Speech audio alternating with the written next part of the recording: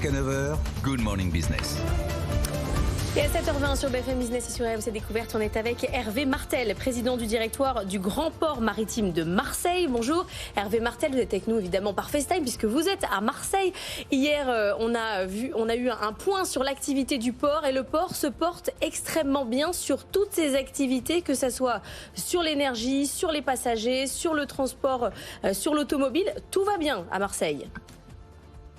Oui, effectivement, on a annoncé hier les résultats de l'année 2022, où après ces 3 années de crises multiples, crise du Covid, guerre en Ukraine, tensions sur les matières premières, inflation aujourd'hui, dans la plupart des segments d'activité du port de Marseille, on dépasse assez largement les niveaux d'avant-crise, les niveaux de 2019. C'est le cas sur l'activité du transport de conteneurs, où on a un record historique, on dépasse très nettement le 1,5 million de conteneurs, avec 3% de croissance par rapport à l'an passé.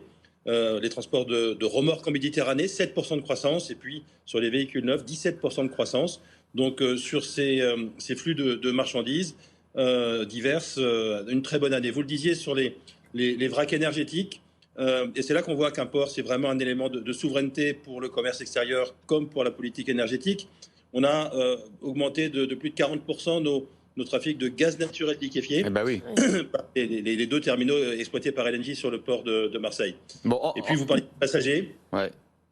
On retrouve un niveau de 3 millions de passagers, avec une très bonne tenue évidemment des échanges avec le Maghreb suite à la levée des restrictions sanitaires, et puis l'activité de croisière qui redémarre avec près de 2 millions de passagers en 2022. Alors, donc globalement, effectivement, une très bonne année. Bon, c'est une bonne année, on retrouve un peu le niveau de 2019, sauf que 2019, on n'arrêtait pas de dire à l'époque que par rapport à vos concurrents, notamment du nord de l'Europe, on était des nains. Alors comment on fait pour passer à la vitesse supérieure? Est-ce que par exemple ce projet porté par le président de la République d'un port qui irait jusqu'à Lyon, évidemment en empruntant les fleuves et les canaux, est-ce que bientôt il faudra vous appeler le président du directoire du Grand Port Maritime de Marseille-Lyon? Alors pour l'instant, je suis très heureux d'être le président du directoire du Grand Port Maritime de Marseille. Ça fait longtemps qu'on dit que la bataille des ports se gagne à terre, et que l'on regarde les organisations ou qu'on regarde les réseaux entre sites industriels. Évidemment, il y a un vrai sens à mieux coordonner, à mieux intégrer le fonctionnement d'un territoire qui va de Marseille à Lyon et même au-delà, jusqu'en Bourgogne et plus au nord, parce que c'est bien la porte d'entrée d'un corridor sud que nous sommes à Marseille.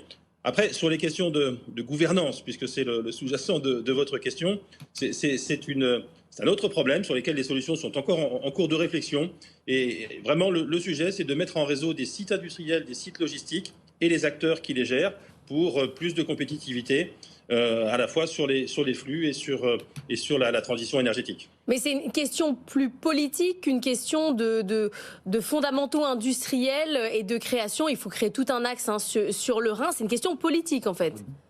Non, c'est exactement la rencontre d'un portage politique et la mission que nous a donnée le président de la République dans ce sens est très claire, et d'un enjeu industriel qui est bien perçu par l'ensemble des acteurs logistiques et industriels. Vous savez, l'activité portuaire, ça nécessite de répondre aux problématiques des industriels, et ça nécessite aussi que les élus, à tous les niveaux, du territoire jusqu'au président de la République, nous accompagnent les acteurs économiques dans ce développement et dans cette mise en réseau.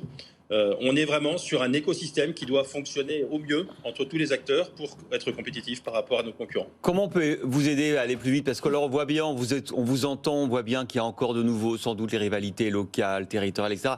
Quand on regarde Rotterdam, Amsterdam, on a peut-être une chance, vous avez raison, avec le GNL notamment, de voir que cet axe autour du Rhône et du port de Marseille peut devenir un axe stratégique de rentrée sur le continent européen. On est en train de changer peut-être la bascule des territoires. On en a vu avec l'hydrogène, avec notamment ce fameux gazoduc, hydrogénéoduc qui fera Barcelone-Marseille. Il faut se bouger là, il faut aller plus vite dans la volonté de faire un grand port maritime terrestre pour concurrencer Rotterdam et Amsterdam. Alors bon, sur les questions de logistique, de transport, évidemment, le développement du ferroviaire sur le corridor est très, très important. On a le meilleur score historique en termes de part de marché des trains sur le trafic de conteneurs, 2 lignes qui se sont ouvertes sur l'Allemagne au cours de l'année 2022. Et donc ce développement de la logistique, il est à l'œuvre. Le gros enjeu de la période actuelle, c'est la transition énergétique et c'est la construction sur le port de Fos d'un véritable hub de rang mondial sur les nouvelles énergies. La connexion hydrogène avec l'Espagne annoncée par le président de la République récemment, des gros projets d'industriels, la plus grosse unité de production d'hydrogène vert à partir d'eau et d'électricité décarbonée sur la zone de Fos. On est en train de construire vraiment l'outil de décarbonation à la fois de l'industrie et des transports. Et puis il y a la filière de l'éolien flottant offshore sur lequel le port de Marseille se positionne résolument avec les appels d'offres en cours, notamment sur le bassin méditerranéen. Bon, le port du Havre ne se laisse pas faire. Hein. De son côté, lui aussi, il veut attirer les bateaux de GNL. Jusqu'à Paris, le Havre-Paris. Compétition saine entre vous ou compétition dure? C'est une complémentarité. Vous savez, avant de diriger le port de Marseille, je dirigeais le port du Havre. On est vraiment les deux corridors, les deux portes d'entrée pour l'économie nationale. Et avec Dunkerque, ces trois sites industriels majeurs sur lesquels la réindustrialisation en France et la transition énergétique se mettent en œuvre de façon concrète. Allez, il faut avancer. On était d'ailleurs avec le président du port de Dunkerque lors de notre délocalisation à Lille il y a quelques semaines. Merci beaucoup Hervé Martel, président du directoire du Grand Port Maritime de Marseille.